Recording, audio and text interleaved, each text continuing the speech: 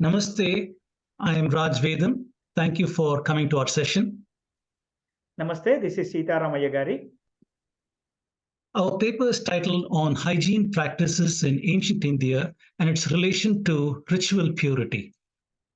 So the outline, we will talk about the corruption of Indian knowledge systems by the Europeans. We will also discuss ancient textual evidence of knowledge of disease transmissions. We will provide evidence of practice of immunization prior to colonial rule. And then our central thesis, the rules of Achara and Saucha evolved to address public health and immunity practices. So we see that the corruption of Indian knowledge systems and social dynamics and behaviors has been corrupted over the last 300 years by colonial scholars, by missionaries, by Eurocentric scholars. The colonial scholars, people like Max Muller and Herbert Risley and so on, with Eurocentrism, with Christian imperialism, people like Robert Calville and G.U. Pope. So we see that the colonial scholars came with the notion that Sanskrit is the same as Chandragupta Maurya. Sanskrit is a daughter of Proto-Indo-European. Aryans invaded India in 1500 BC. Harappa is an isolated civilization. Dravidians are probably the descendants of Harappans. And there are two language families in India. The Christian imperialists came with the notion that Hinduism is a religion that happened after the floods, therefore the chronological issues and so on.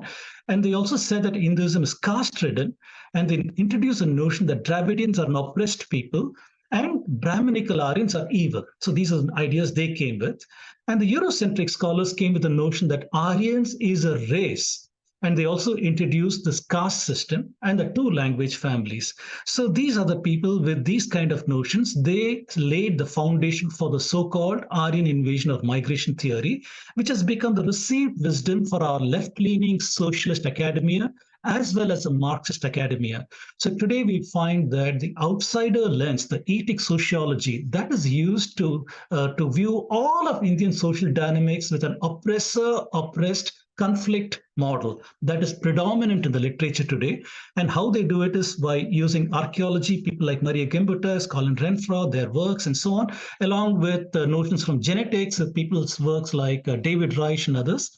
With circular dependencies, we see that they reinforce the notion of what they call as caste via the Aryan invasion theory. So you can ask about the European construction of caste itself. The Indian classical Jati, Varna, Kulam, Gotra. This system has been perverted into the alien, immobile, hierarchical caste system. All these accusations of oppression, discrimination, upper, lower, untouchables, all these things result from this framework. And the roots of these, as I've shown the previous slides, it goes back to the Aryan invasion theory itself, which they have proposed using linguistics, with caste has become a racial construct of the Aryans. This is the kind of notion that is there in the popular media and academia. For a 360-degree investigation of this notion, we need to have three views: a top-down traditional view, a bottom-up subaltern view, and very important, the historical view that should bridge this top-down and the bottom-up. So let us very quickly take a look at that. The top-down, there are many examples of this in our Upanishads, in our Vedas, in Brahmanas, Aranyakas, and so on. We are given one or two examples. The Bhagavad Gita, it says, Varna is determined by gunas. This is a civilization that has come with Mahavakyas, things like Aham Brahmasmi, Tattvamasi, Prajnanam Brahma. These are all very high thinking, which looks at the unity of all cosmos, all humanity, all creation, and so on. So clearly, this top-down model is an aspirational model to which the entire humanity is enjoined to rise towards. In practice, we are seeing rules of Achara and Saucha. This has facilitated mobility across the Varna, and evidence of that we will show in the historical segment. What about the bottom-up? The bottom-up is primarily a conflict model, and we have shown how it came from Aryan invasion. The conflict model uses a colonial received wisdom of immobile, hierarchical caste. It refuses to acknowledge mobility of the Varnas. It refuses to acknowledge a philosophical base. In practice, what we see is the British ethnocide. This has created poverty in India. This whole notion of caste system, it has destroyed the livelihood of the artisans and so on, inducing enormous poverty and misery in the population. It has institutionalized all these distortions via the policy of divide and rule, which has been applied for about 300 years or so. So today, the Marxist, socialist, leftist nexus, they are upholding this model because it suits their purposes. And there are many, many works of these lobbies, as we can see in literature today. What about the historic view? We'd like to present some evidence that the public health awareness was very much there in the ancient past, and it provides a good model for understanding the Saucha practices. We begin with the story of Karkati from Yoga Vashishta. Karkati was a gigantic monster and consumed humans with insatiable hunger, except those who are protected by mantras, medicinal herbs, austerities, and good deeds. This demon gets a boon after her tapasya and becomes a pinhead-like entity through which she attacks people who consumed uncooked food, ate at untimely times, were gluttonous, had loose morals, and dwelt in unhealthy places. This needle-head entity entered through the nostrils, through the ears, made it to the heart, disrupted the sleep, affected other organs, and attacked only intemperate people. What does the story show? The story is showing ancient encoding of the importance of prudent diet, hygiene, good mental and physical health. These are the models that are hidden in the story. Our rishis have discussed deep knowledge of processes that caused ill health and even have spelled out the likelihood of disease transmission mechanisms. So we are seeing clearly the stories encoding hygiene using metaphors. And possibly the memory of deadly illnesses, epidemics, things like smallpox, cholera, malaria, these are happening all the time during monsoons in India over thousands of years. Our rishis have observed that, have understood the disease transmission mechanisms, and they've encoded it, for example, in stories like Karkati and others to communicate to the masses. Evidence of public health awareness is also there in the colonial records. This is from a book in 1767 by Holwell.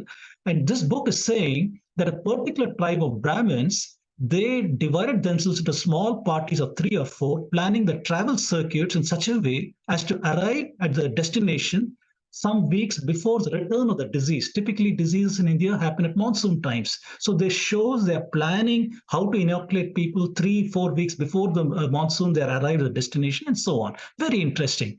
Another paper over here, 1819 Asiatic Journal. In this person is talking about the various Vaidya Shastras and so on. He's referring to the Sachetya Grantham attributed to Dharmantari. And this document is talking about several species of smallpox in which 3 of them are incurable and the rest of them are curable. And the author is saying, how do you cure them? Using inoculation. And gives an example of Sanskrit mantra here along with the translation. It is saying, take the fluid of the pork or the udder of a cow or from a human subject to take the blood. And then mixing the fluid with the blood, the fever of the smallpox is produced. And after inoculation, this person will have a slight fever for 2 or 3 days. After that, a cold. After subsiding, there's no danger of the disease. It'll disappear in 3 days. So clearly, 1819 eyewitness account, this man has given variolation and inoculation practices in India, colonial India. Another publication, Asiatic Journal, 1827. In this case, he's talking about Odisha, in the place near Odisha, how people, 200 to 400 people are assembling on a certain date, and they're all inoculated by the Brahmins. So what we know is the British banned Indian inoculation in 1865 in favor of the then introduced vaccination by Jenner, was invented in, they say invented in Europe at that time. After that, they banned inoculation in India from 1867. So our observations show the British records indicate Brahmins conducting inoculations. This does not fit the conflict model. We know from works of Dharampal, Brahmins taught students of all the jatis. This also does not fit the conflict model. We saw the Vedanta view of Varna with the Mahavakyas and so on. This also does not fit the conflict model. We have many historic personalities, Valmiki, Vyasa, Aryabhatta, Saurashtra Brahmins, Peshwas. These are showing mobility across the spectrum. This also does not fit the conflict model. What we have seen in the historical record is that achara and saucha practices define mobility in practice across the various varnas. So our final remarks, the classic Vastu-based town planning that separates the jatis, that reflects the unique occupational hazards of each community and separation of the communities for public health. For example, the weaver might be subject to breathing cotton fibers and TB. The metal worker might be breathing fumes, and that'll give some breathing problems. Butcher has got E. coli. Farmer works at corona soil complexes. Each has got unique biohazards, and they get some immunity. Brahmanas had the least immunity to biohazards compared to all the varnas, therefore strictest saucha practices. So we see that achara saucha practices evolved to enforce hygiene with a view to public health. Evidence is from Yoga Vashishta, Ayurveda and immunity colonial records. So our model of public health as driver of saucha practices is a far better evidence-based fit than the conflict model of oppression and discrimination. So thank you very much for listening to our talk. Thank you.